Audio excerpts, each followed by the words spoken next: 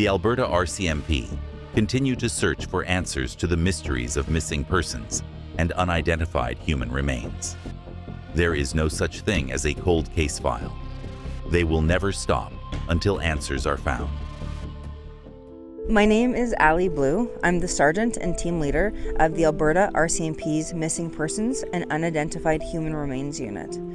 In addition to running searches like this to assist RCMP detachments, my team is also involved in missing persons investigations. We also investigate historic or missing persons investigations. The RCMP has open files for all long-term missing persons investigators, and my team ensures and works with the detachment to ensure that all of these investigations are continually, again, being looked at. If there's new tips that come in, they're addressed, and to make sure that we have contact with these families if they choose to get regular updates to make sure they know what's going on with these investigations. My name is Tanya Simpson. I'm a forensic anthropologist affiliated with the University of Alberta, and I am here today to assist the search for human remains by determining if any of the bones found are of animal or human origin.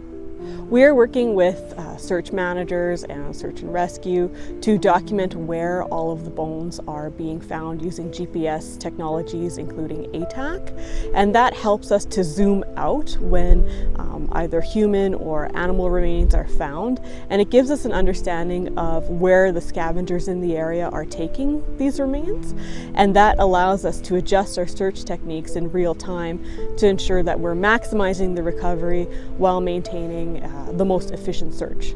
I typically respond to 3 types of calls. One would be suspicious mounds, where we pursue them using controlled excavation techniques. The second situation would be looking for the remains of people who have gone missing and nothing has been recovered. So we use that kind of information, anything that has to do with where they were last seen, or the patterns of scavengers or the ecology of the landscape, to help inform the search process.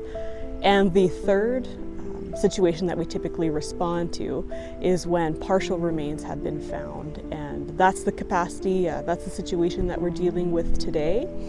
So we can assist by determining how those bones have weathered in the landscape, and we can basically think backwards, right? So trying to understand how long those bones have been in the environment, what variables are affecting those bones, and what are the areas within the landscape that have the highest probability for recovery. So for the search today, we have over 50 civilian search and rescue volunteers that have come out and taken time out of their weekend. They're out here for 2 full days of searching to help us search for any of the other human remains that we're looking for.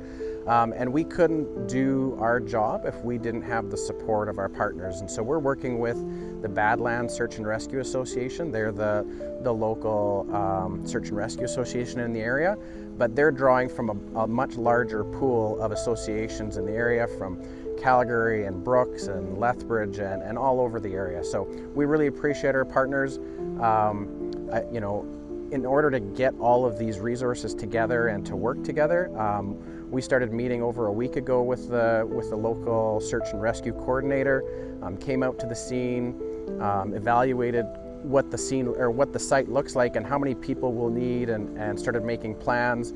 There's a lot of logistics that goes into bringing 50 or 60 people together to kind of all work together. It's a great experience, and we love working with our civilian partners. So my name is Scott Campbell. I'm the president and founder of Badlands Search and Rescue Association.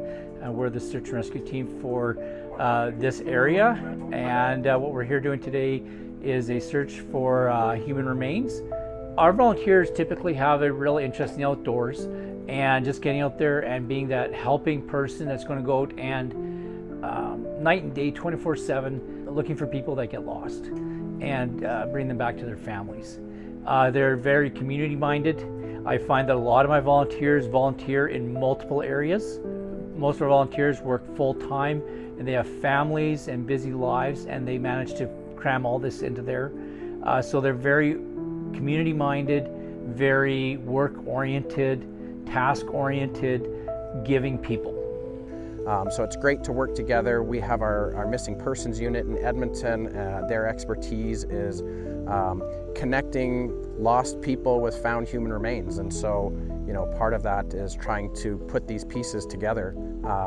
Ultimately, we're trying to recover as many of the human remains as possible, identify them, and give a family out there some closure or some more information about what happened to their loved one. The National Missing Persons DNA Program is a nationally coordinated program run by the RCMP to advance missing persons and unidentified remains investigations. The program is able to retain or compare profiles from non-criminal missing persons or unidentified remains investigations. It can offer answers to the families and friends of missing persons by identifying human remains or exhausting all investigative avenues. In October of 1979, the Evansburg RCMP responded to a two-vehicle collision on Highway 16. This case was recently revisited due to the advances in DNA technology and the RCMP's National Missing Persons DNA Program. We assisted the Office of the Chief Medical Examiner and partnered with the City of Edmonton to complete the exhumation on the spot we are currently standing.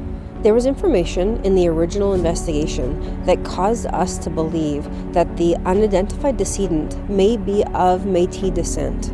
As a result, we consulted with an Indigenous elder regarding the proper protocols before we engaged in this exhumation. Ultimately, the elder was fully engaged and attended the exhumation to ensure that the proper protocols were followed and that the RCMP acknowledged our role within reconciliation. Our goal is to be able to identify this decedent and to provide answers to his family, friends, and loved ones in terms of what happened to him in this tragic accident over 30 years ago. So the Alberta RCMP Missing Persons Unit, today we're out on the Bow River and we're forming up together with a lot of our partners and law enforcement to get at an annual river sweep, looking for identified human remains and missing persons that might have gone basically south the city of Calgary, the Bow River.